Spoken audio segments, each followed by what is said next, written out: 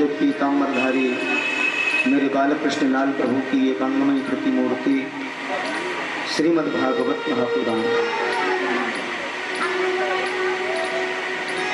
परम पावन पवित्र इस भूमि को नमन करते हुए, संत भक्तों के श्री चरणों में नमन करते हुए, आए हुए समस्त भगवत रसिक जन, मेरी मातृशक्ति, मेरे बुजुर्ग एवं मेरे बच्चे, उपस्थित समस्त श्रोता समुदाय, ब्रज प्रदेश से आए हुए समस्त ब्रजजन, समस्त परिकर के बंधुजन, मंचासीन विप्रजन, आप सबको व्यासपीठ से मेरा सादर प्रणाम। जय श्री कृष्ण, जय श्री राधे। आज भगवत कृपा से चतुर्थ दिवसीय सत्र और मध्याह्नकालीन वेला श्री हरि की कृपा से कृष्ण कथा मंदाकिनी का प्रवाहन हो रहा है। आइए 2 मिनट श्री हरिनाम का संकीर्तन करते हैं।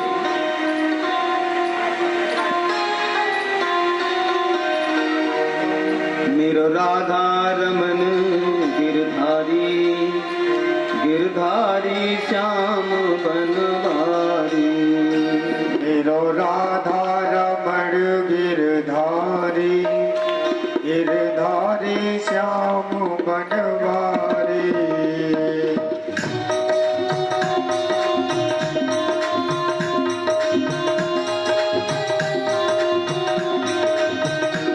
मेरो राधा रमण गिरधारी, गिरधारी श्याम बनवारी।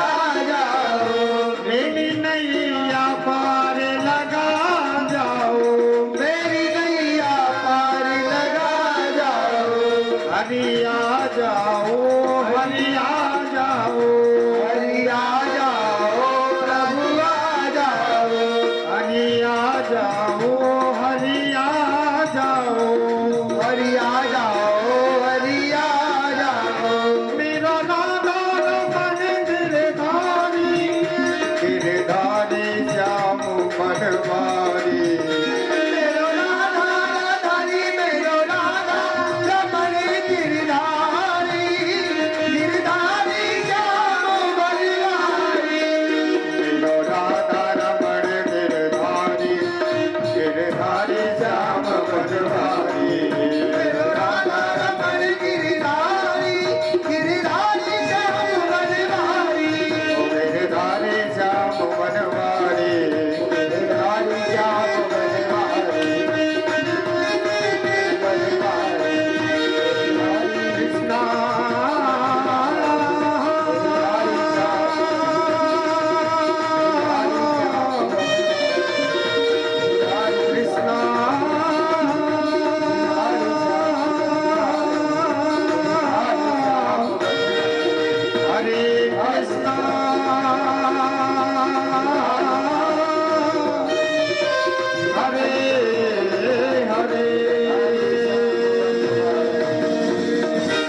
श्री वृंदावन बिहारी लाल की जय।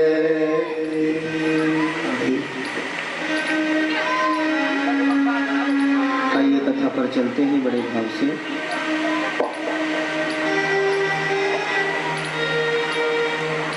एक बार प्रेम से बोलिए राधे राधे।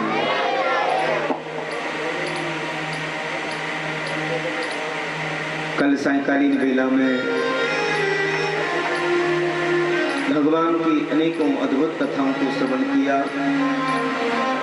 अनेकों अवतारों की कथाओं को सुना। संध्याकालीन बेला में वामन भगवान के बड़े दिव्य चरित्र की कथा को सुना। कहते हैं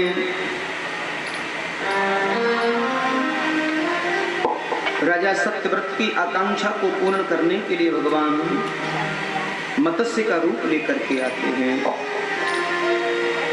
और मत्स्य के रूप में भगवान पधारे हैं। बोलिए मत्स्य भगवान की जय हो। ये भगवान का एक अद्भुत मत्स्य अवतार हुआ है।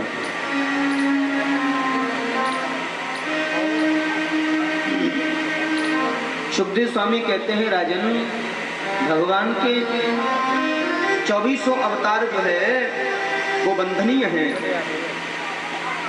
और मानव चरित्र से जुड़े हुए 2 ही अवतार हैं, एक राम अवतार और एक कृष्ण अवतार। राम कृष्ण दो एक हैं, अंतर नहीं इनके नयन गंभीर हैं, तो उनके चपल से मेरे रघुवर के नेत्रों में गंभीरता है और कृष्ण के नेत्रों में चंचलता बताई है। कहते हैं जो राम ने किया वो हमें करना चाहिए। राम ने जो किया वो हमें करना चाहिए और कृष्ण ने जो कहा वो हमें करना चाहिए। लेकिन कलयुग की गति कुछ विचित्र है। राम के किए हुए को करते नहीं और कृष्ण के किए हुए को करना चाहते हैं और यहीं पर व्यवस्था बिगड़ जाती है। इसलिए राघवेंद्र के चरित्र का एक एक पहलू हमें जीना सिखाता है। राम कथा हमें जीना सिखाती है, भागवत कथा हमें मुक्ति प्रदान कराती है। सुखदेव स्वामी से राजा परीक्षित कहते हैं गुरुजी आप हमें राम कथा सुनाइए। तो यहाँ पर मैंने बताया श्री सुक रामायण का वर्णन है। अति सूक्ष्म रूप से श्री रामायण जी का वर्णन दिया है। कहा राजन वैसे तो मनीषियों से आपने राम कथा को बड़े अविरल अविचल भाव से श्रवण किया है, लेकिन आपका मन है कि राम कथा मैं सुनना चाहता हूँ, तो निश्चित आपको राम कथा सुनाएंगे। बोलिए श्री रघुवर सरकार की जय हो। बड़ी सुंदर राम कथा का रसास्वादन मिल रहा है। एक बार प्रेम से बोलिए जय राम जी की। राम कथा है ना, एक बार प्रेम से जय राम जी की। कहा राजन मेरे राघवेंद्र सरकार ने जिस पवित्र वंश में जन्म लिया उस पवित्र वंश का नाम है सूर्यवंश। और ये सूर्य वंश बड़ा प्रतापी वंश रहा है, बड़ा क्षत्रिय धर्म में बड़ा योद्धाओं का, वीरों का एक वंश रहा है। पहली जो क्षत्रिय धर्म की जो पीढ़ी मिलती है वो सूर्य वंश से ही मिलती है। शायद मैं आप लोगों को बताना चाहूंगा, क्षत्रिय धर्म में ये जो गुर्जर समाज है ये भी सूर्य वंश से ही आता है, सूर्य वंश ही कहलाता है।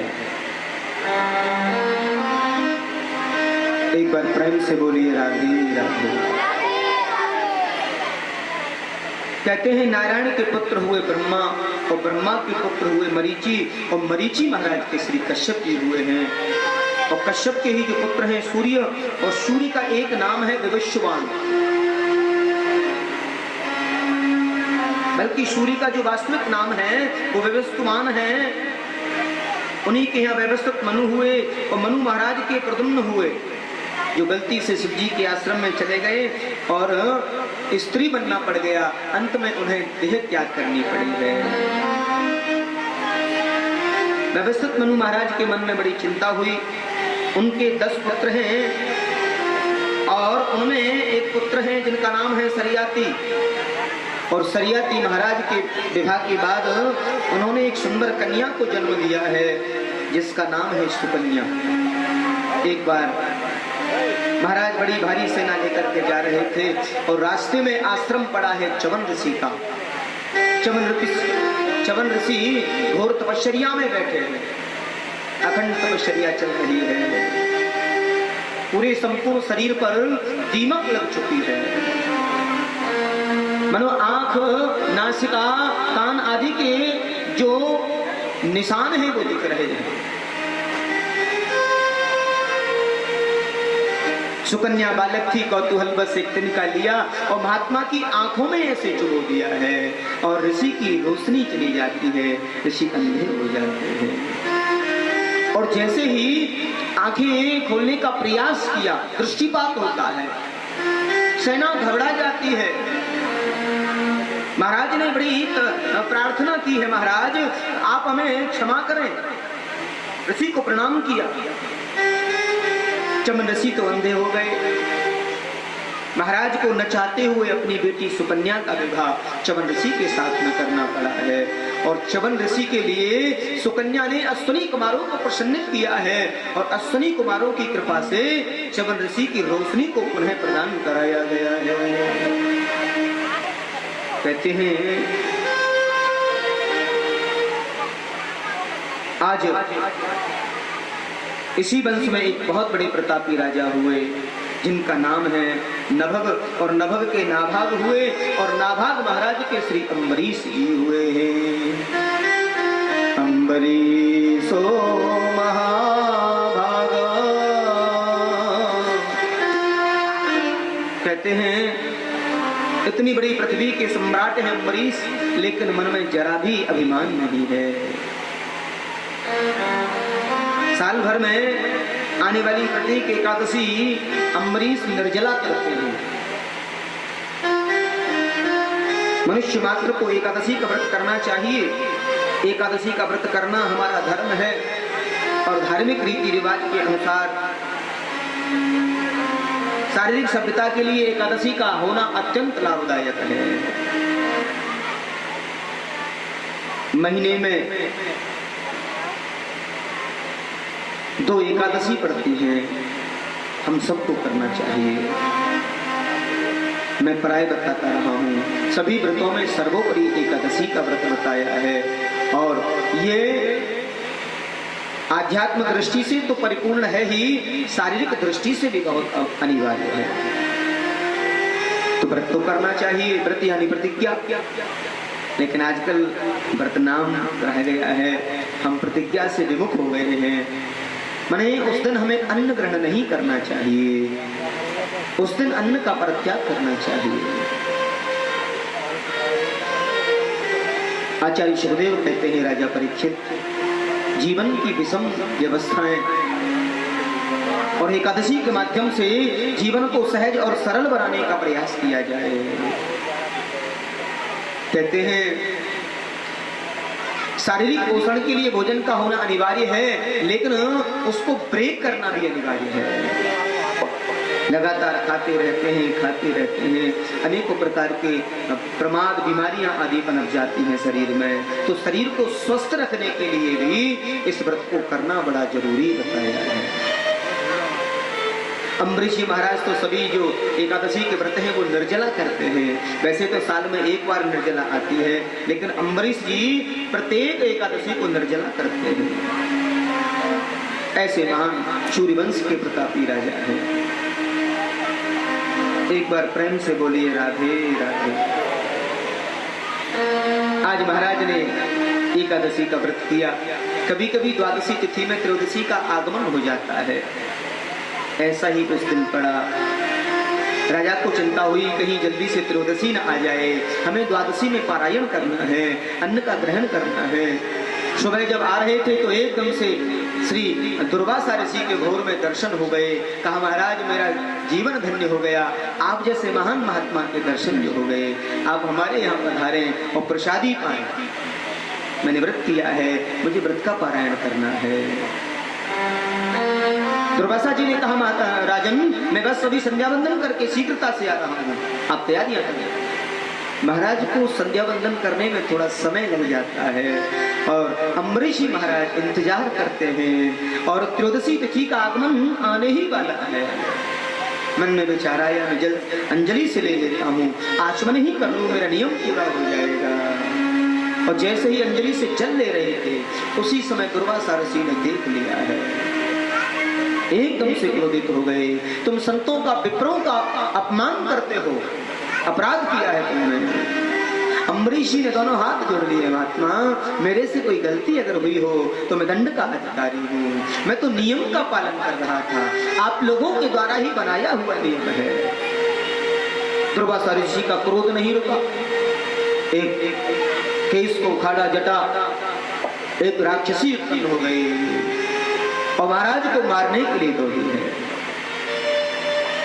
उधर अनंत भगवान के परम सेवक श्री अम्बरीश जी को आज भय नहीं है, एक पैर पर खड़े हैं। मैंने अगर संत का अपराध किया है तो मुझे दंड अवश्य मिलना चाहिए। कहते हैं भगवान का चक्र सुदर्शन आता है और सुदर्शन चक्र प्रज्ञा को जला करके भस्म कर देता है और वह चक्र दुर्वासा ऋषि के पीछे पड़ जाता है। ये भक्त और भगवान की एक कथा है। भक्त के लिए भगवान तत्पर रहते हैं। आगे आगे दुर्वासा ऋषि, पीछे पीछे चक्र सुदर्शन, सभी लोकों में गए हैं, किसी ने भी सहायता नहीं की है। ब्रह्मा जी के पास में गए, बोले मैं कुछ नहीं कर सकता। कौन? बोले स्वयं विष्णु के पास में जाइए। दुर्वासा ऋषि को वर्ष बीतने जा रहा है, दौड़ते दौड़ते सभी लोकों में गए हैं। विष्णु लोक में जैसे पहुंचे हैं, भगवान विष्णु ने भी हाथ खड़े कर दिए हैं। बोले मैं भक्त के अपराधी की रक्षा नहीं कर सकता, अगर मेरा भक्त ही इसको क्षमा करना चाहेगा तो ही क्षमा हो सकता है। अहम भक्तम पराधीन हासतंत्र एव द्विजः साधुर्भिर्गहस्त हृदयम भक्तैर्भक्त जनप्रियः। मैं तो भक्त के अधीन हूँ, मैं भक्तन को दास भगत मेरे मुकुट मणि। मैं तो भक्तों का दास हूँ, भक्त मेरे मुकुट मणि है, इसलिए भक्त ही तुम्हारी रक्षा कर सकते हैं। मेरी सामर्थ्य नहीं है क्योंकि मैं भी भक्त के बस में हूं। तो भगवत भक्त का अपराध भगवान भी क्षमा नहीं कर सकते हैं। अगर गलती से भी अपराध हो जाता है, किसी भक्त का अपराध न हो, जीवन में ये प्रयास किया जाए। आज दुर्वासा ऋषि दौड़ते हुए आए हैं, 1 वर्ष पूरा हो रहा है। महाराज आज भी एक ही पैर पर खड़े तपस्या कर रहे हैं। जिस समय महात्मा भोजन करेंगे मैं उसी समय अन्न ग्रहण करूंगा। 1 वर्ष से भोजन नहीं किया है। दुर्वासा ऋषि ने देखा ऐसे महान देवज्ञ राजा को मैंने अपराधी समझा, मेरे जैसा अपराधी कोई हो नहीं सकता। और महाराज के श्री चरणों में एकदम से क्षमा मांगने लगे। महाराज एकदम से साष्टांग हो गए, महात्मा इस अपराध को मेरे ऊपर मत करिए, क्योंकि आप तो महान संत हैं, विप्र कुल से हैं।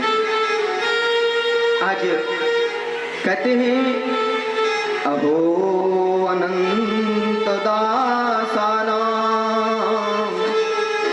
महत्वं दृष्टपद्य में कृतागसो अपि यद राजन् मंगलानि समीहसे। हे अनंत भगवान, आज भगवान के प्रेमियों के बारे में, उनके महत्व को मैंने आज जाना है कि भगवान के भक्तों का महत्व क्या होता है।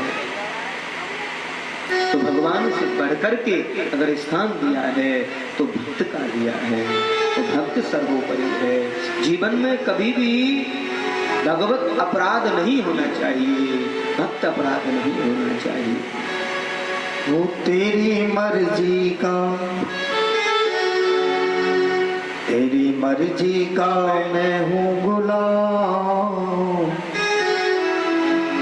मेरे अलबेले राम,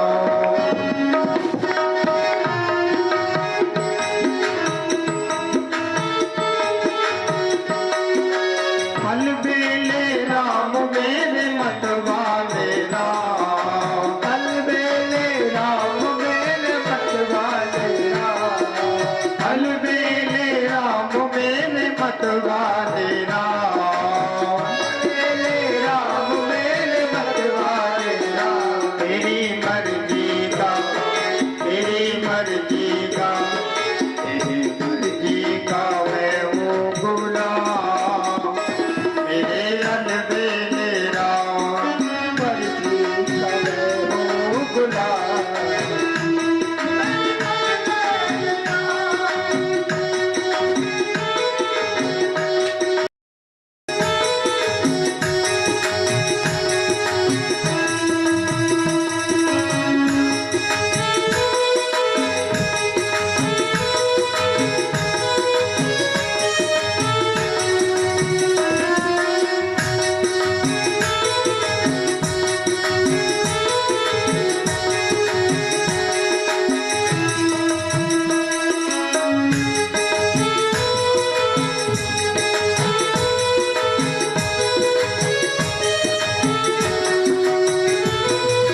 थक भी गया हूँ इस लंबे सफर में, थक भी गया हूँ इस लंबे सफर में, थक भी गया हूँ इस लंबे सफर में, थक भी गया हूँ इस लंबे सफर में, थक भी गया हूँ इस लंबे सफर में, थक भी गया हूँ इस लंबे सफर में, थक भी गया हूँ इस लंबे सफर में, थक भी गया हूँ इस लंबे सफर में। मेरा जीना, मेरा जीना, मेरा जीना हुआ है हराम, मेरे अलबेले राम मेरी मर्जी का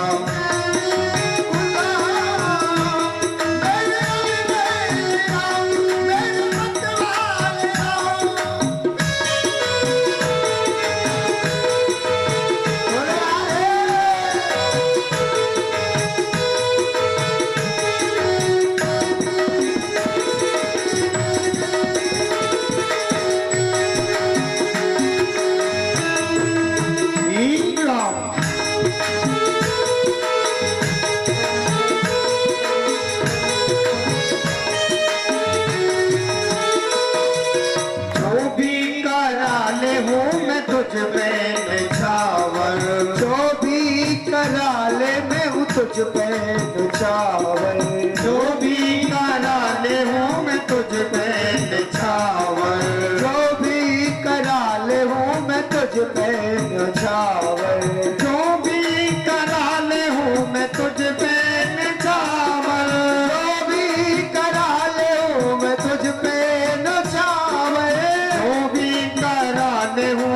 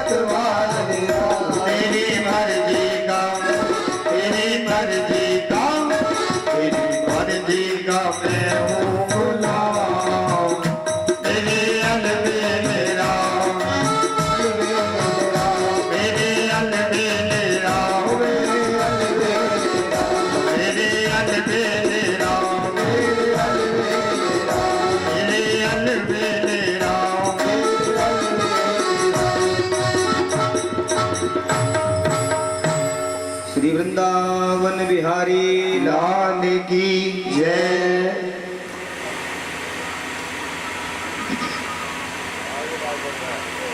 एक बार प्रेम से बोलिए जय राम जी की।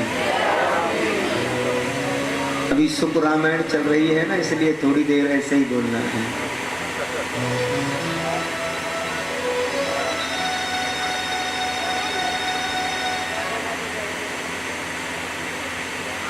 आगे राजा को आशीर्वाद देकर के श्री दुर्वासा जी जा रहे हैं। महाराज आपने मेरी सुरक्षा की, आप तो धन्य हैं और सूर्यवंश को मेरी संपूर्ण तपश्चर्या का जो फल है वो प्राप्त हो। तो क्रोध से सही। अब मुझे लगता है सूर्यवंश शायद इसलिए क्रोधी हो जाता है तो दुर्वासा जैसे क्रोधी का आशीर्वाद मिला है। हाँ, तो क्रोधी महात्मा का आशीर्वाद मिला है तो सूर्यवंशी क्रोधी क्यों नहीं हो सकते। तो यथा गुरु तथा चेला, भले ही क्रोध से दिया, तो दुर्वासा जी ने अपना संपूर्ण जो तपश्चर्या का फल है वो सूर्यवंश को दे दिया है। मेरा आशीर्वाद है और आपका ये वंश आगे बढ़े। और वहां से प्रस्थान कर जाते हैं। एक बार प्रेम से बोलिए राधे राधे। आज इसी वंश में सूर्यवंश के प्रतापी राजाओं में राजा युवनाश्व हुए। और सूर्यवंश की एक विशेषता रही है, यहाँ किसी को भी बगैर पुत्र कामेष्टि यज्ञ के बालक नहीं हुआ, पुत्र नहीं हुआ। सूर्यवंश में बगैर पुत्र कामेष्टि यज्ञ के किसी को बालक यानी पुत्र नहीं हुआ। और चंद्रवंश में बगैर लड़ाई झगड़े के किसी का विवाह नहीं हुआ। सूर्यवंश में जब तक यज्ञ नहीं होता था तब तक बालक नहीं होता, और चंद्रवंश में जब तक लाठियां नहीं चलती थी तब तक विवाह नहीं होता था। बाद में फिर शांति से सब चर्चा होती थी, पहले लाठियां चल जाती थी और फिर शांति से विवाह होता था। ये दोनों वंशों की एक परंपराएं रही हैं। एक बार प्रेम से बोलिए जय राम जी की।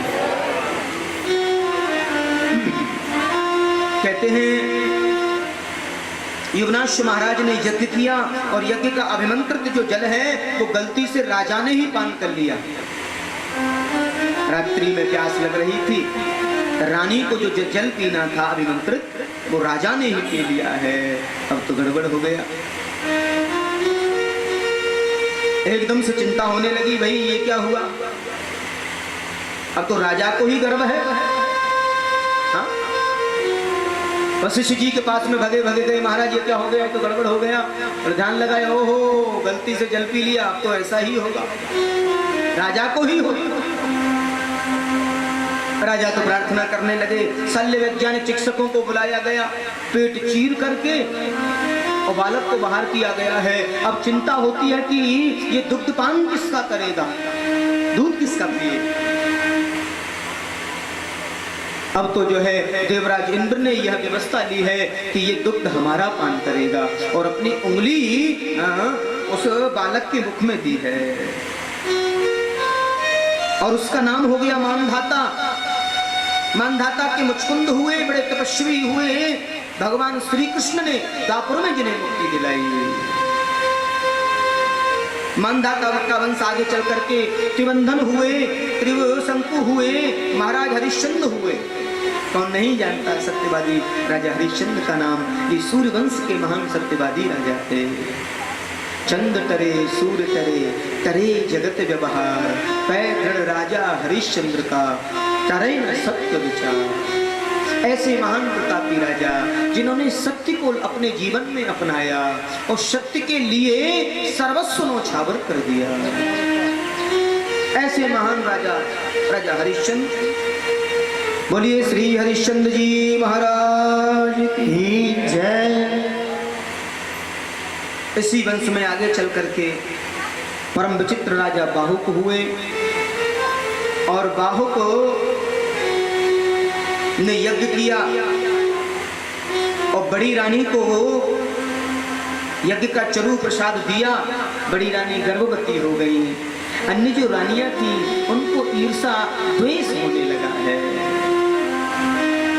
ये तो गर्भवती हो गई, इनका मान सम्मान, इनकी प्रतिष्ठा बढ़ जाएगी। मनो अन्य रानियों को ये ईर्षा बढ़ने लगी है। अन्य रानियों ने ईर्षा, अब ये ईर्षा का जो पाठ है वो नया नहीं है, ईर्षा तो पहले से ही चली आ रही है। और ईर्षालु ऐसे होते हैं कि मेरी एक आंख भले ही फूटे पर पड़ोसी की दोनों फूट जाए, मेरा भले ही नुकसान हो जाए। हाँ। और ये ईर्षा का विषय नया है। अन्य रानियों ने क्या किया, रानी को विष दे दिया भोजन में, गर दे दिया, विष दे दिया भोजन में। अब तो एकदम से गड़बड़ी हुई। राजा को मालूम हुआ, राजा ने निवेदन किया, हे अनंत दाता, आपकी श्री कृपा से मुझे ये संतान मिलने वाली थी, ये क्या हो गया।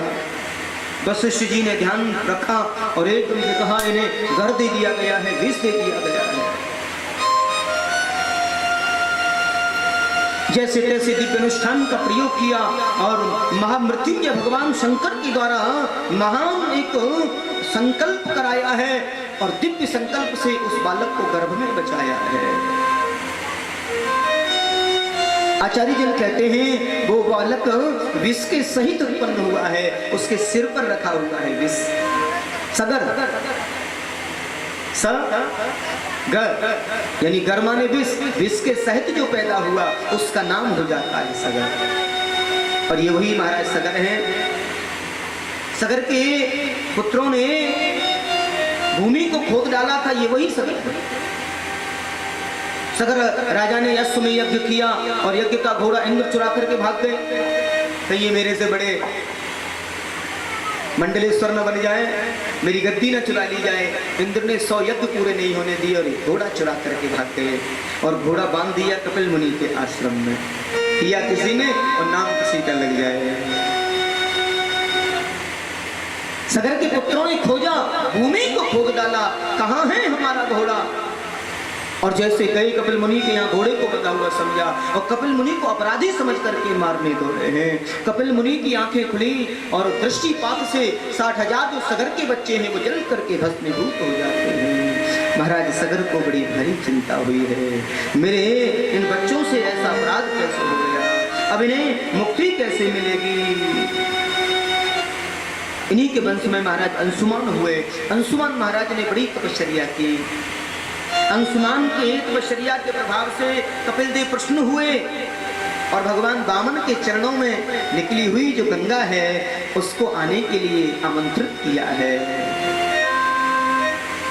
आज अंशुमान से ब्रह्मा जी के ब्रह्मलोक से गंगा जी को उतार कर लाने में तपश्चर्या की, परंतु गंगा जी का दर्शन उन्हें नहीं हुआ। ब्रह्मलोक से ले आए उतार करके अंशुमान, लेकिन गंगा मैया का दर्शन नहीं हुआ। बाद में उनके पुत्र दिलीप ने गंगा जी को लाने के लिए उग्र तपश्चर्या की। दिलीप उग्र तपस्या के लिए बैठ गए लेकिन ला न सके। उनके पश्चात उनके पुत्र ने फिर तपश्चर्या की, क्योंकि ये सूर्य वंश है, जब लग जाता है तो लग जाता है, पीढ़ियां बदल जाती हैं लेकिन संकल्प को पाने के लिए लगा रहता है।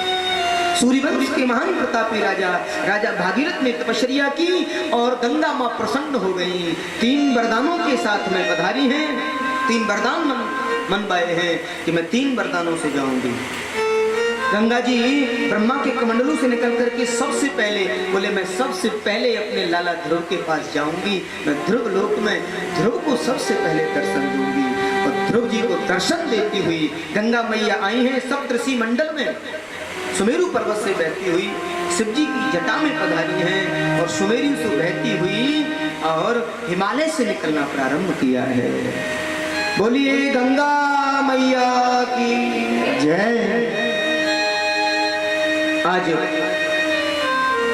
भागीरथ के यहाँ पधारी, सगर के पुत्रों की जो भस्म थी उससे स्पर्श किया है और उन्हें सदगति प्राप्त हुई है। कहते हैं इसी वंश में एक महान पराक्रमी, भागीरथ के वंश में महान पराक्रमी एक राजा हुए हैं, राजा खटवांग। ये सूर्यवंश के एक राजा हैं कटमांग, और इन्हीं के वंश में राजा दीर्घवायु हुए, और दीर्घवायु महाराज के ही वंश में महाराज रघु हुए हैं, और रघु की कीर्ति देश देशांतर तक फैलने लगी है। सूर्यवंश रघुवंश के नाम से प्रसिद्ध हो गया है। महाराज दशरथ महान तपस्वी राजा बताए हैं, बड़ी तपस्या की है और बड़े तेजस्वी यशस्वी तपस्वी महान राजा हैं। अयोध्या में राज्य करते हैं, 3 रानियां बताई हैं, और उन्होंने भी पुत्र का मिष्ट यज्ञ किया है। मेरे कुल की परंपरा रही है, मेरे वंश की ये व्यवस्था रही है कि हमें पुत्र का मिष्ट यज्ञ करना है। और पुत्र का मिष्ट यज्ञ किया, चरु लेकर के स्वयं अर्ची साक्षात यज्ञ भगवान प्रकट हुए। कहा ये प्रसाद 3 रानियों में वितरित कर देना, आधा भाग कौशल्या को देना है और अर्ध भाग दोनों रानियों को देना है। और यही प्रकार से ये सब दिया है। आज कौशल्या, सुमित्रा, केकई सब जो है गर्भवती होती हैं और पूरी अयोध्या में खुशियां मनाई जा रही हैं। आज 3 रानियां गर्भ से हैं। सब लोगों के मन में बड़ा आनंद है, सबने खूब आनंद मनाया है। और धीरे धीरे आया है मधुमास और बड़ा सुंदर भाव प्रकट किया है। आज मधुमास में भगवान का दिव्य अवतार हो रहा है। नौमी तिथि मधुमास पुनीता,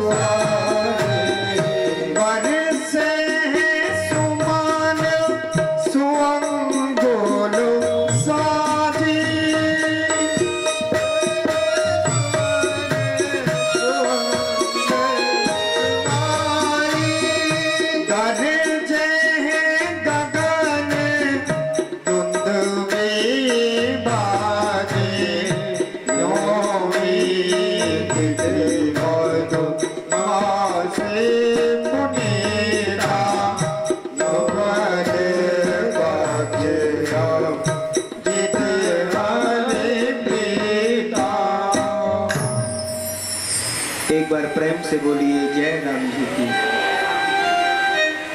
आज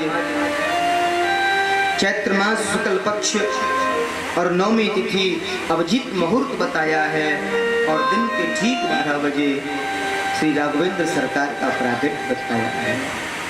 बोलिए श्री राघवेंद्र सरकार की जय हो। श्री अवधेश कुमार राम जी लला की जय हो। सशंख चक्रम सकीरट कुंडलम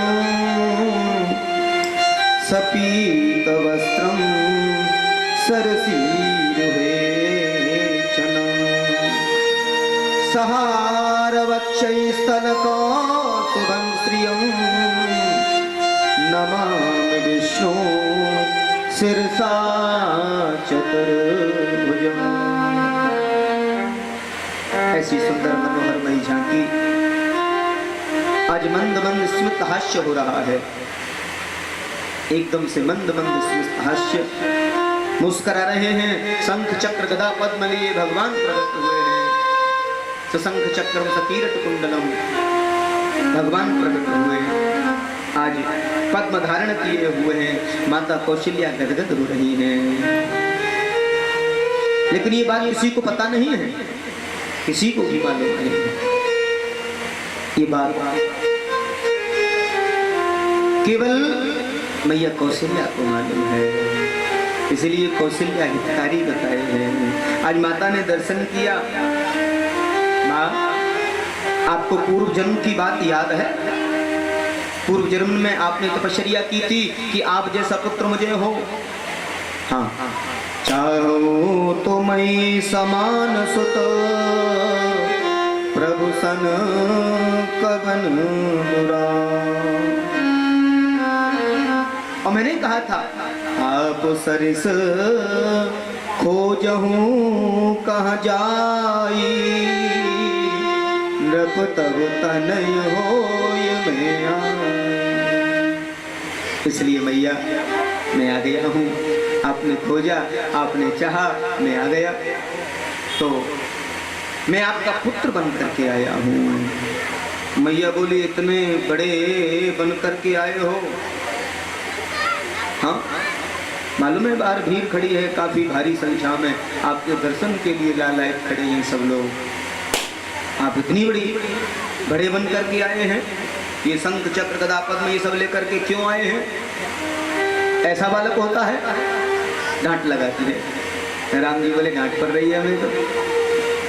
तो मैया ने जब कहा आपको पुत्र बनकर आने के लिए कहा था या पिता बनकर? अभी तो बापूजी बन के आए हो, बेटा बन के आओ। माता पुन बोली सोमत डोली, तजौ तात यह रूपा, कीजे सुलीला अति प्रिय शीला, ये सुख परम अनुपा। कीजे शिशुलीला अत प्रिय शीला, यह सुख परम अनुपा। अब शिशु लीला करिए। शिशु लीला माने क्या करें? खेलने लग जाए? मैया बोली होते ही कोई खेलता है क्या? होते ही तो पहले रोया जाता है। सुन बचन सुजाना रोदन थाना, होय बालक सुर भूपा, यह चरित जो गावे हरि पद पावे, ते न परे भव कूपा। इसलिए आप रोदन प्रारंभ कर दीजिए। राम जी बोले हमें रोना तो आता ही नहीं है। मैया बोली रुलाना हमें आता है। तो राम जी ने रोना धोना प्रारंभ कर दिया है। आज पुत्र बन करके आए हैं और माँ से कहा माँ द्वार खोलिए। बड़ा सुंदर भाव दिया है। आइए श्री राम स्तुति के माध्यम से भगवान का स्वागत करेंगे। भाई प्रकट कृपाला के भाव में आप सबको गुनगुनाना है और हमारे परीक्षित का भार संभाले हुए श्री रणधीर सिंह उर्फ धीरू कटाना जी अपने परिवार के सहित अपने बंधुओं के सहित श्री राघवेंद्र सरकार का पूजन करेंगे और आचार्य जी अपनी पीठ को संभालते हुए पूजन कराएंगे वेद मंत्रोच्चारण से। और आइए भगवान राघवेंद्र को भय प्रगट कृपाला दीन दयाला कौशल्या हितकारी, हर्षद मेहतारी मुनि मनहारी, विचारी।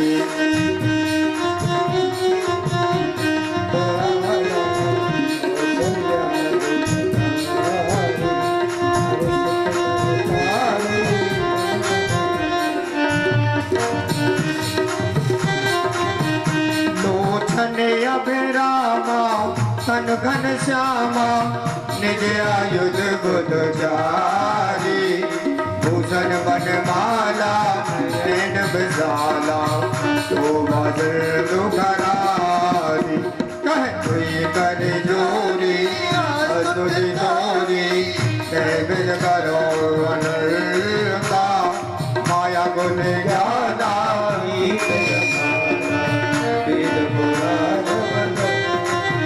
करुणा सुख सागर सब गुण आगर, जय गावे सुरधर गाथो, मम हित लागी जन अनुरागी, हरि प्रगट श्री करुणा ब्रह्मांड निधाया निर्मल माया रोम रोम प्रतिष्ठित करे दादा जोहार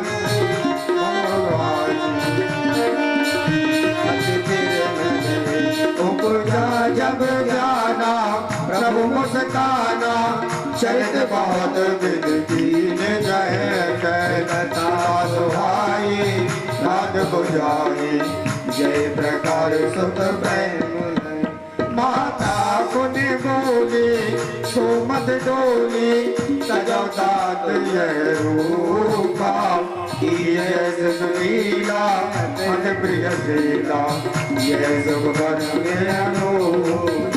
सुन चल सुजाना सुधन नाना कोई बालक सुरभूपा यह चरित जो गा गए हर पद पा गए तेन परे भव प्रधैन सुर संहित लीन मनुज अवतार निरिच्छा निर्मित तनु माया गुण गोपाल। बोलिए राजा रामचंद्र भगवान की। एक बार प्रेम से बोलिए जय राम जी की। अच्छा, आप कंजूसी नहीं कर रहे हैं? मैं कथा में कंजूसी नहीं करूँगा।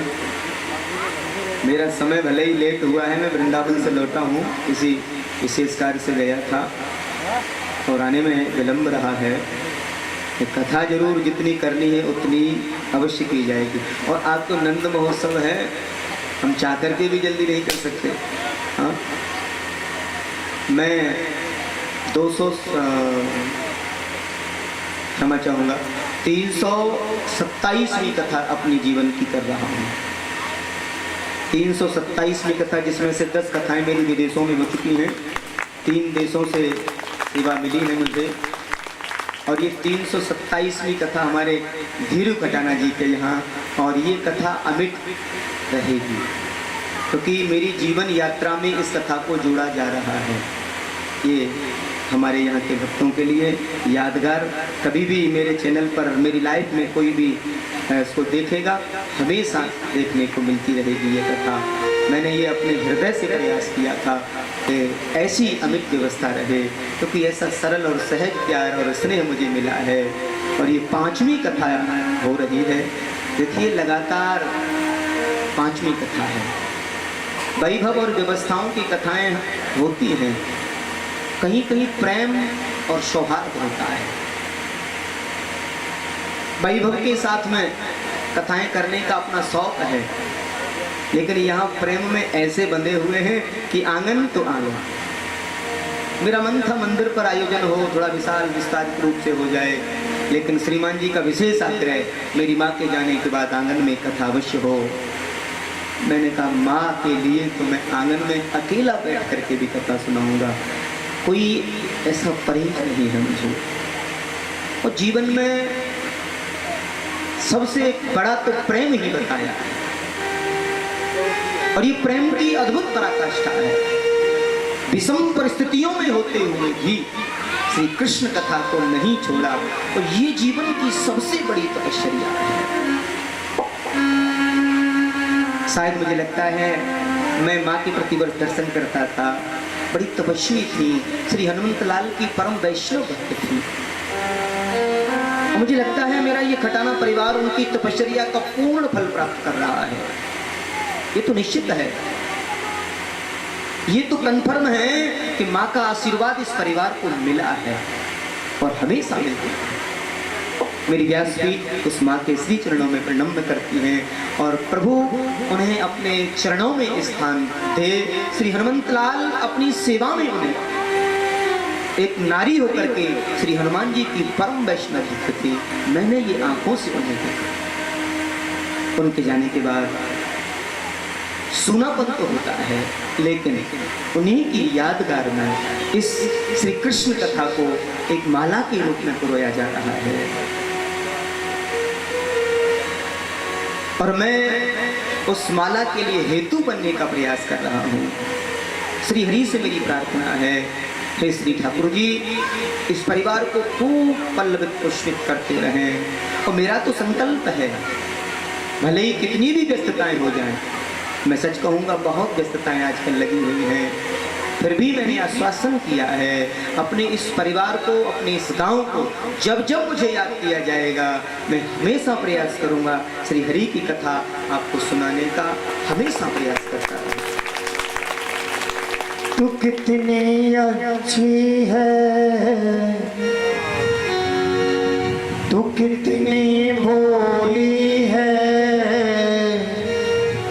प्यारी प्यारी है ओ माँ, ओ माँ, ओ माँ, ओ माँ। तू कितनी अच्छी है, तू कितनी प्यारी है, प्यारी प्यारी है ओ माँ, ओ माँ, ओ माँ।